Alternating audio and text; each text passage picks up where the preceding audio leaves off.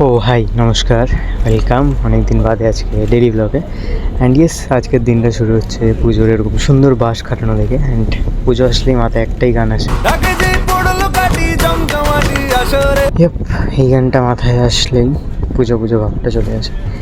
তো আজ কি স্পেসে গিয়ে দিনটা শুরু হয় একটা 7 অবধি।